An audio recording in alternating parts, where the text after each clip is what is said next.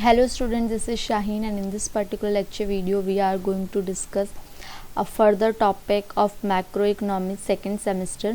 और last lecture video आप लोग का अधूरा रह गया था तो उसी को कंटिन्यू कर रही हूँ मैं स्टॉक और फ्लो को स्टार्टिंग से। और मैंने किस तरीके से आप लोग को वीडियोस प्रोवाइड करूँगी वो सब समझा दिया है, प्रोवाइड कर दी है, तो अब उसको अच्छे से गो थ्रू करना। मैक्रो इकोनॉमिक्स आपको इकोनॉमिक एग्रीगेट के बारे में बताता है जिसको हम मैक्रो इकोनॉमिक्स कहते हैं, और वो हमारे परफॉर्मेंस लेवल को भी एनालाइज करता है, कैलकुलेट करता है। मैक्रो इकोनॉमिक्स आपको फिगर्स बताता है मैक्रो इकोनॉमिक्स की, और दो कैटेगरी बनाई हुई है इन्होंने, स्टॉक वेरिएबल और फ्लो वेरिएबल। स्टॉक का मतलब होता है, ये ट्विन कॉन्सेप्ट है stock and flow, not difficult to understand, लेकिन अगर आपने इसको सही से नहीं समझा तो आप इसको गलत समझ लोगे। To begin with both are variable quantity that में इंक्रीज, इतना कॉम्प्लिकेटेड नहीं करूँगी, डायरेक्ट आ जाऊँगी पॉइंट पे। स्टॉक एक क्वांटिटी है जो कि हम एक गिवन पॉइंट ऑफ टाइम पे मेज़र कर सकते हैं, जबकि फ्लो एक क्वांटिटी मेज़रमेंट है जो कि आप घंटे के कंप्लीट होने के बाद, पर वीक को कंप्लीट होने के बाद, मंथ को कंप्लीट होने के बाद, ईयर को कंप्लीट होने के बाद ही मेज़र कर सकते हो।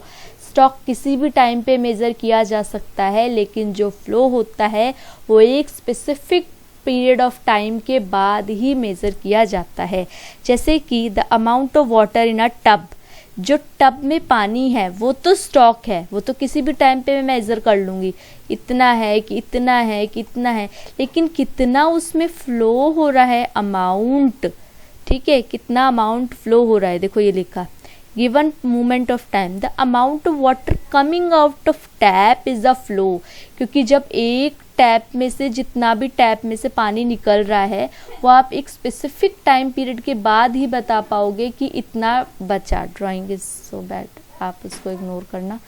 तो ये आपका स्टॉक और फ्लो कॉन्सेप्ट बताता है कि स्टॉक बताता है आपका कि एक स्पेसिफिक टाइम में कितना इसमें टाइम में था, लेकिन टैप ओपन करने के बाद जब आपका फ्लो हुआ तो आप तब बता सकते हो, एक पॉइंट ऑफ टाइम के बाद ही बता सकते हो कि इसके अंदर क्या होता है।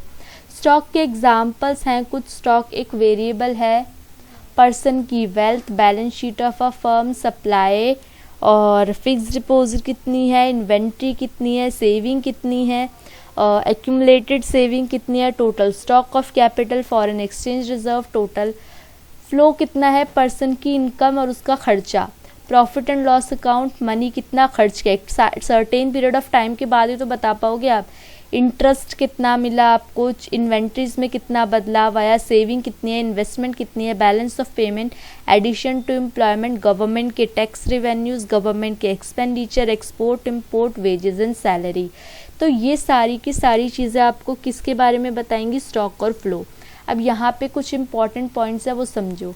Flow variable direct counter part है स्टॉक वेरिएबल का, जैसे कि इन्वेस्टमेंट एक फ्लो वेरिएबल है, having counter part of stock of capital, but some variable are only flow, कुछ सिर्फ फ्लो ही होते हैं जिनका डायरेक्ट स्टॉक काउंटर पार्ट से कोई भी नहीं है, जैसे कि इम्पोर्ट एक्सपोर्ट, वेजेस सैलरी, ये एक स्पेसिफिक पीरियड के बाद ही आप बता पाओगे इतना है। These flow variable indirectly affect the size of other stock. उसके बाद a stock can change only as a result of flow. जब स्टॉक बदलेगा तो फ्लो में चेंज आएंगे, और जब फ्लो में चेंज आएंगे तभी वो स्टॉक में रिफ्लेक्ट बैक होंगे। For those flow variable which have a stock variable, a change in the magnitude of the stock variable between two specific point of time, वो फ्लो वेरिएबल में reflect back होंगे। ए और B, ए में changes है 200, B में 100। अब इसके ये स्पेसिफिक पॉइंट ऑफ टाइम, ये तो स्टॉक है लेकिन इसमें चेंजेस कितने आ रहे हैं ये स्पेसिफिक पॉइंट ऑफ टाइम के बाद ही पता चलेगा आपको। फिर with respect to the relationship between flow of variable and the stock of capital we may definite the short term period and the long run period. फिर उसके बाद देखो, short run period as one in which changes in the stock of capital are too small short run के अंदर जो changes होते हैं stock में वो बहुत ही कम होते हैं, द फ्लो ऑफ इन्वेस्टमेंट। लेकिन जो लॉन्ग रन में is one in which such changes are large enough to influence the flow of investment। देखो शॉर्ट रन के अंदर स्टॉक में इतने ज़्यादा चेंजेस नहीं आते जो कि फ्लो ऑफ इन्वेस्टमेंट को इन्फ्लुएंस कर सके, थोड़े बहुत चेंजेस आएंगे। लेकिन लॉन्ग रन में बहुत ज़्यादा चेंजेस आते हैं जिसकी वजह से फ्लो ऑफ इन्वेस्टमेंट ज़्यादा फ़र्क पड़ता है फ्लो ऑफ इन्वेस्टमेंट पे। So we can conclude although flow को इन्फ्लुएंस किया जा सकता है चेंजेस से, लेकिन अगर शॉर्ट रन में होगा तो इतना ज़्यादा इन्फ्लुएंस नहीं किया जा सकता, जबकि स्टॉक अगर लॉन्ग रन में चेंजेस होंगे तो वो फ्लो को ज़्यादा हद तक चेंज कर सकता है। फिर उसके बाद आगे देखते हैं इक्विलिब्रियम एंड डिसइक्विलिब्रियम। इजी है। इक्विलिब्रियम वो पोजीशन होती है जहाँ पे बैलेंस बना रहता है, refers to a position in which forces working in opposite direction, जैसे कि डिमांड और सप्लाई। ये इक्विलिब्रियम है, ये यहाँ मूव कर रहा है, ये यहाँ मूव कर रहा है। In built tendency to deviate from this position, दूसरे शब्दों में बोलूँ तो यहाँ पे चेंजेस नहीं होते over a period of time, ये एक जगह कांस्टेंट है, दोनों इक्वल है।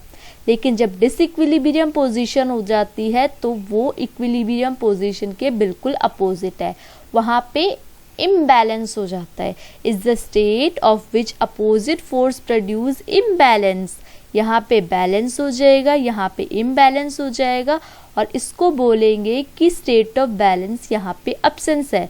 The factor causing disequilibrium arise of the working process of the economy. Economic activities are undertaken by million of decision maker. Economic activities बहुत सारे डिसीजन मेकर के द्वारा किया जाता है। क्या क्या डिसीजन मेकर डिसीजन लेता है? Related to consumer, producer, worker, और भी बहुत सारे डिसीजन लेते हैं। लेकिन the result is in disequilibrium need not always coincide, तो उससे ज़रूरी नहीं है इक्विलिब्रियम मिले, उससे डिसइक्विलिब्रियम भी मिलेगा। Partial equilibrium and general equilibrium analysis क्या बताता है कि कुछ टाइम पीरियड के अंदर, कुछ टाइम पीरियड तक तो वो इक्वल रहता है और फिर rest of the time period के लिए वो डिसइक्विलिब्रियम में चला जाता है। The analysis of a part of economy is isolated and insulted through assumptions from the influence of the changes in the rest of the economy। दूसरे शब्दों में बोलूँ तो when a part of economic system, economic phases is analyzed isolation in the economic system। Partial equilibrium में सर्टस paribus, मतलब हम कुछ variables को कांस्टेंट मानते हैं। जैसे कि आपने पता नहीं है, जब आप लॉ ऑफ डिमांड पढ़ते हो, तो वहाँ पे हम कहते हैं कि डिमांड का इन्वर्स रिलेशनशिप होता है, प्राइस और डिमांड के बीच में इन्वर्स रिलेशनशिप होता है। लेकिन कुछ फैक्टर सेम रहने चाहिए, जैसे कि इनकम नहीं बढ़नी चाहिए, टेस्ट एंड प्रेफरेंस चेंज नहीं होना चाहिए, फ्यूचर की प्रेडिक्शंस चेंज नहीं होनी चाहिए। तो वो जो चेंज नहीं होनी चाहिए वो वेरिएबल कांस्टेंट रहते हैं, वहाँ पे हम पार्शियल इक्विलिब्रियम की बात करते हैं। It is widely used in micro economics में ज़्यादा यूज़ किया जाता है, but in macro economics partial equilibrium analysis applicable. जहाँ पे माइक्रो इकोनॉमिक्स की बात करते हैं, लेकिन जो मैक्रो इकोनॉमिक्स होता है वहाँ पे पार्शियल इक्विलिब्रियम ज़्यादा रिलेटेड होता है। जनरल इक्विलिब्रियम की बात करूँ, is carried out when the objective is to analyse the economic system as a whole. जहाँ पे हम इकोनॉमिक सिस्टम को पूरी तरीके से लेते हैं और जहाँ पे एक दूसरे पे निर्भर करता है, एक एलिमेंट दूसरे एलिमेंट पे, एक कंपनी दूसरी कंपनी पे निर्भर करती है। ठीक है, फिर उसके बाद पढ़ते हैं जनरल इक्विलिब्रियम एनालिसिस। एक आपको व्यू बताता है, रियल व्यू बताता है कि इकोनॉमिक सिस्टम और जो फोर्सेस हैं फोकस कर रहे हैं वो किन किन चीज़ों पे कर रहे हैं। और क्या बताता है? मैक्रो इकोनॉमिक्स एनालिसिस आपको जनरल इक्विलिब्रियम नेचर के बारे में बताता है, जो कि हमें मैक्रो इकोनॉमिक्स की पॉलिसी को बनाने में हेल्प करती है। मैक्रो इकोनॉमिक्स एनालिसिस के कुछ मेथड्स हैं, देख लो कौन कौन से मेथड्स हैं। एक तो है आपका स्टैटिक एनालिसिस और एक है dynamic analysis. Static analysis word से समझ आ रहा है जहाँ पे फिक्स रहने वाली है condition, it is called static analysis. इस मेथड के अंदर मैक्रो इकोनॉमिक वेरिएबल्स जैसे कि साइज है इकोनॉमी का, नेशनल इनकम है, नेशनल कंजम्पशन है, सेविंग, इन्वेस्टमेंट, एम्प्लॉयमेंट है, ये सेम रहने वाली है, टाइम के हिसाब से बदलेगी नहीं, ठीक है। और जो आपका डायनेमिक है, डायनेमिक एनालिसिस है, वो स्पेसिफिक पीरियड ऑफ टाइम के बाद चेंज होगा। तो कहीं ना कहीं आप ये मान सकते हो डायनेमिक एनालिसिस को ज़्यादा अच्छा कंपैरेटिवली मानते हैं सक्सेसिव, जिसमें डिसइक्विलिब्रियम की कंडीशन को भी हम स्टडी करते हैं, क्योंकि यहाँ पे ओवरऑल स्टैटिक तो नहीं रहता है ना, हमारा इकोनॉमी चेंज होता रहता है। और फिर उसमें हम कंपैरेटिव स्टैटिक एनालिसिस की बात करते हैं, तो नाम से समझ आ रहा है comparative study of economic condition दो इक्विलिब्रियम पोजीशन पे डिपेंड करता है, टू डिफरेंट पॉइंट्स पे। एक it refers to technique of analysis, एक तो टेक्निक पे डिपेंड करता है comparing position of economic variable, एक उनके रिलेशनशिप पे। एक टेक्निक्स क्या है इकोनॉमिक की, और एक उसकी पोजीशन क्या है। पोजीशंस किसकी, वेरिएबल्स की, टेक्निक्स ऑफ वेरिएबल्स और पोजीशन ऑफ वेरिएबल्स, इनके बारे में स्टडी करता है। One can compare the two equilibrium position and explain the change between. दो इक्विलिब्रियम को, पोजीशन को पहले हम कंपेयर करते हैं और उसके बाद हम एनालाइज करते हैं, जिसको हम कंपैरेटिव स्टैटिक एनालिसिस बोलते हैं, जब हम क्या करते हैं इक्विलिब्रियम के स्टेजेस को एनालाइज करते हैं। अब बच्चों इसके अंदर से एक यही टॉपिक था जो मैंने उन लेक्चर वीडियोस में नहीं करवाया, इसके अलावा मैं सब कुछ करवा चुकी हूँ, तो वो मैं आपको लिंक प्रोवाइड कर दूँगी, ठीक है। इवन मैंने मैक्रो इकोनॉमिक्स के डिफ्रेंशिएट वगैरह भी बहुत अच्छे से कराए हैं। All these point. इसके अलावा अगर आपको फिर भी किसी का लेक्चर वीडियो चाहिए तो you can comment it down. फिर उसके बाद जो मैंने इसमें डिस्कस नहीं किया वो है एक चैप्टर इन्फ्लेशन, तो वो भी मैं डिस्कस कर लेती हूँ ताकि मेरे पॉइंट ऑफ व्यू से आपका इकोनॉमिक्स कंप्लीट हो जाए, आप लोग गो थ्रू कर लो और आप इसको अच्छे से इकोनॉमिक्स में ट्राई करो। नाउ इन्फ्लेशन की अगर मैं बात करूं तो इन्फ्लेशन एक ऐसी सिचुएशन होती है जो कि हर इकोनॉमी के लिए ज़रूरी है, जो कि प्राइस लेवल के चेंजेस को रिफ्लेक्ट बैक करती है। अगर नहीं होंगे तो हमारी इकोनॉमी वॉर सिनेरियो में चली जाएगी।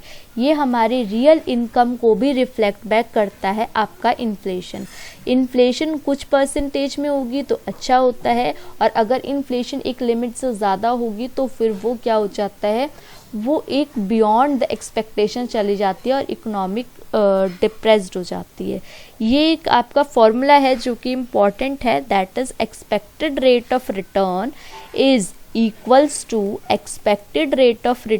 Is equals to nominal rate, nominal में से एक्सपेक्टेड रेट ऑफ इन्फ्लेशन को माइनस कर दूंगी, एक्सपेक्टेड इन्फ्लेशन, और ये एक्सपेक्टेड रियल इंटरेस्ट रेट। तो एक्सपेक्टेड रियल इंटरेस्ट रेट में से अगर मैं जो नॉमिनल इंटरेस्ट रेट है और जो मैं एक्सपेक्टेड इन्फ्लेशन है उसको माइनस कर दूंगी तो आपका कैलकुलेट हो जाएगा। उसके बारे में बताया है, ये फिशर्स ने दिया है, ये लॉन्ग रन के लिए हेल्प करता है, ये इन्फ्लेशन के चेंजेस को रिफ्लेक्ट करता है, फिशर्स इफेक्ट बोलते हैं इसको। और ये केवल इक्वेशन नहीं है, ये बताता है कि कैसे मनी सप्लाई में फ़र्क आता है इंटरेस्ट रेट और इन्फ्लेशन रेट की वजह से।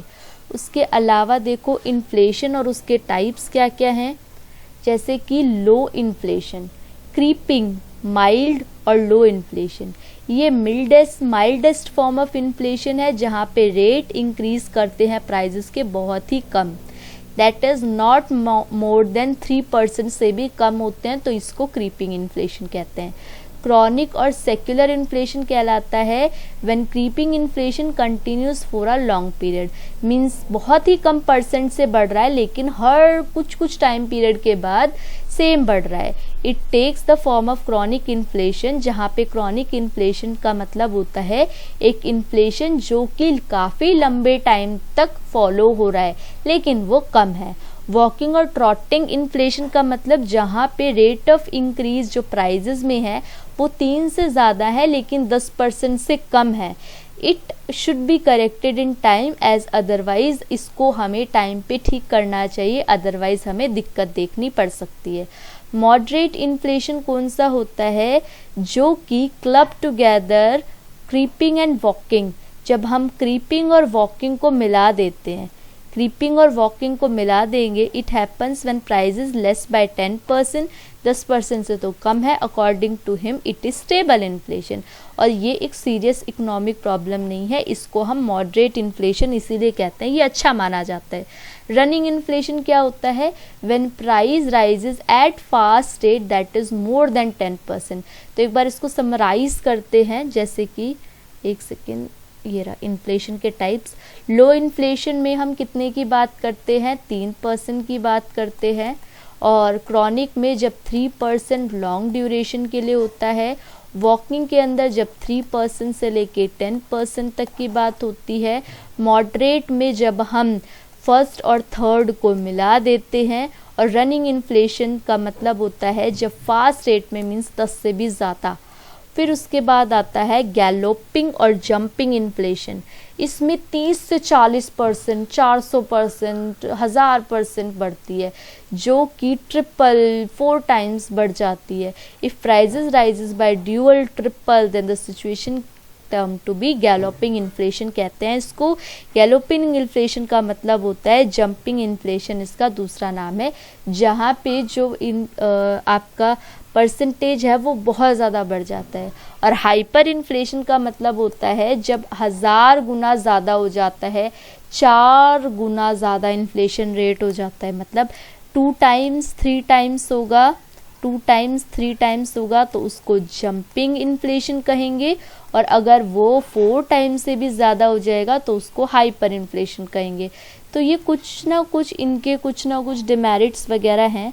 सोशल कॉस्ट ऑफ इन्फ्लेशन, ठीक है। सोशल कॉस्ट इन्फ्लेशन का क्या है? अ हाई एंटिसिपेटेड इन्फ्लेशन का मतलब है कि नॉमिनल रेट आपका ज़्यादा है। एक सेकेंड, हाँ, अगर आपका इन्फ्लेशन रेट ज़्यादा है तो इससे आपको पता चलता है नॉमिनल रेट ज़्यादा है फिशर की इक्वेशन के हिसाब से। The cost of wearing out of one shoes while making frequent trips to bank because of reduce money holding is called shoe leather cost of inflation. इसको दोबारा देखते हैं। जहाँ पे इन्फ्लेशन बढ़े तो नॉमिनल रेट बढ़े, उसको हम शू लेदर कॉस्ट कहते हैं। मेन्यू कॉस्ट क्या होता है? जहाँ पे इन्फ्लेशन ज़्यादा है जिसकी वजह से कॉस्ट ऑफ प्रोडक्शन ज़्यादा है, which performs the firm to change their prices often. अब बताओ, इन्फ्लेशन ज़्यादा है, कॉस्ट ज़्यादा है, कॉस्ट की वजह से प्राइजेज ज़्यादा होंगे तो उसको मेन्यू कॉस्ट बोला जाएगा। माइक्रो इकोनॉमिक इनएफिशिएंसीज कौन सी होती है? देखो, because of changes in the price the variability in relative prices is quite high. Firm menu prices changes की वजह से जो चेंजेस होते हैं वेरिएबिलिटी में वो बहुत ज़्यादा होते हैं और मार्केट की एलोकेशन में प्रॉब्लम आती है, जिसकी वजह से माइक्रो इकोनॉमिक इनएफिशिएंसीज देखने को मिलती है। फिर टैक्सेस इश्यूज़ की बात करूं तो टैक्सेस इश्यूज़ क्या हैं? इन्फ्लेशन किसकी वजह से भी बढ़ता है? इन्फ्लेशन, आपका टैक्सेस वगैरह भी बढ़ गए तब भी इन्फ्लेशन ज़्यादा हो जाएगा, तो वो भी एक सिनेरियो है। Inconvenience. Inflation affects the tax liability of individual and companies that are not taken care in tax rule. As inflation changes nominal income, there is change in tax liability. In fact, whether real income has changed or not, बदलेगी कि नहीं बदलेगी। Inconvenience, लोगों को दिक्कत भी होती है। मनी कॉमन मेजर है, इसको यार्ड स्टिक माना जाता है और yard stick itself is changes, it bring distortion in measuring the economic worth. Economic worth को हम मेज़र करने के लिए डिफरेंट हमें इनकन्वीनियंट हो जाता है, इन्फ्लेशन जब ज़्यादा हो जाती है। परचेजिंग पावर कम है, नॉर्मल सी चीज़ है, इन्फ्लेशन बढ़ेगी। इन्फ्लेशन की वजह से लोगों ने कॉस्ट बढ़ा दी, कॉस्ट की वजह से प्राइस बढ़ा दी, प्राइस की वजह से लोग डिमांड कम करेंगे, लोग डिमांड कम करेंगे तो उनकी परचेजिंग पावर भी कम होगी। और फिस्कल ड्रैग का मतलब हम कहीं ना कहीं डेफिसिट में जाएंगे। Thus the amount of tax per person increases, they are drag to into tax payment, जो कि हायर इन्फ्लेशन, अगेन इन्फ्लेशन को बढ़ाएगा। अनएंटिसिपेटेड इन्फ्लेशन, एक सेकेंड बच्चों, ठीक है थोड़ा सा ही रह गया, इसको भी समझ लो। ये तो हमने पढ़ लिया। Cost of unanticipated inflation. Unanticipated inflation has effects that are far worse than the inflation which were correctly anticipated in advance। जिनको जो unanticipated effect है वो बहुत ज़्यादा far worse है। अनएंटिसिपेटेड को हम करेक्ट कर सकते हैं एडवांस में, कुछ ना कुछ मेजर ले सकते हैं।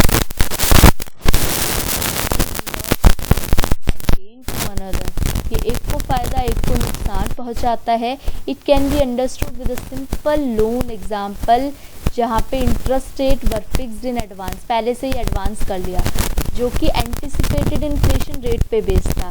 The ex post real return the debtor pay to the creditor differ from both the parties anticipated. इसमें देखो, इसमें कौन कौन से पॉइंट्स आते हैं। Unanticipated cost, unexpected cost. आपने लोन लिया है लेकिन लोन के साथ साथ कुछ ना कुछ आपको एक्स्ट्रा भी चार्जेस पे करने पड़ेंगे और इन्फ्लेशन की वजह से वो अफेक्ट बैक होंगे। Unanticipated changes in prices redistribute wealth among debtor and creditor. At the time of inflation के टाइम पे जो डेटर हैं उनको बेनिफिट मिलता है, लेकिन जो क्रेडिटर हैं वो लॉस बियर करते हैं। इसीलिए कह रहे हैं एक का इन्फ्लेशन इज अनसर्टेन। एंटिसिपेटेड जो इन्फ्लेशन होता है वो अनसर्टेन होता है, हम इसको प्रेडिक्ट नहीं कर सकते। इन्फ्लेशन ज़्यादा होता है average such in Latin America, और जो रिलेशनशिप होता है लेवल ऑफ इन्फ्लेशन और volatility of inflation another cost of inflation. और अनएंटिसिपेटेड इन्फ्लेशन हर्ट करता है इंडिविजुअल की फिक्स्ड पेंशन को, ठीक है, अफेक्ट बैक करता है। हाइपर इन्फ्लेशन क्या होता है बच्चों? Hyper inflation begin government finance large budget, बहुत ज़्यादा बजट की फ्लक्चुएशन होती है तब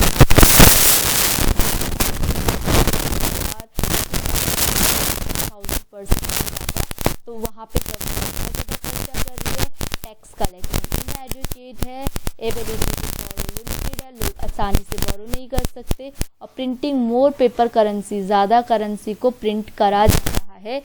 वैसे लोगों के पास पैसा तो है लेकिन लोगों को उस चीज़ का वही नहीं है, लोगों के पास सामान खरीदने नहीं है।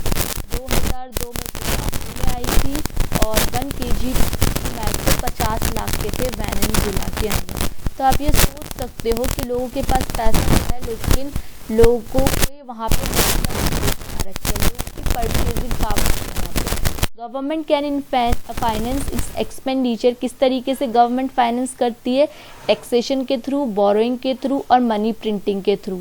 इन्फ्लेशन टैक्स क्या होता है? जब प्रिंट जितना मनी किया जाता है उसके हिसाब से टैक्स किया जाता है। Inflation is bad but deflation is worse. देखो इन्फ्लेशन बुरा है लेकिन हम ये नहीं कहते इन्फ्लेशन पूरी तरीके से बुरा है, लेकिन जब प्राइजेस बहुत ज़्यादा घट जाते हैं तो भी बहुत नुकसान है। 10 रुपये की चीज़ 1 रुपये की हो गई, 2 रुपये की हो गई, तब सोच के देखो कि इंसान खरीदने के लिए ही नहीं तैयार, क्योंकि उसके पास परचेजिंग पावर ही नहीं है। It reduces the value of money, purchasing power of the consumer. On the other hand deflation एक ऐसी सिचुएशन होती है जहाँ पे प्राइस गिरते जाते हैं और जो वैल्यू ऑफ मनी है, जो परचेजिंग पावर है, वो बढ़ती जाती है। वहाँ पे 1 रुपये की वैल्यू मान लो 100 रुपये की वैल्यू के बराबर हो जाएगी। 1 रुपया भी लोगों के पास तो बहुत बड़ी बात है।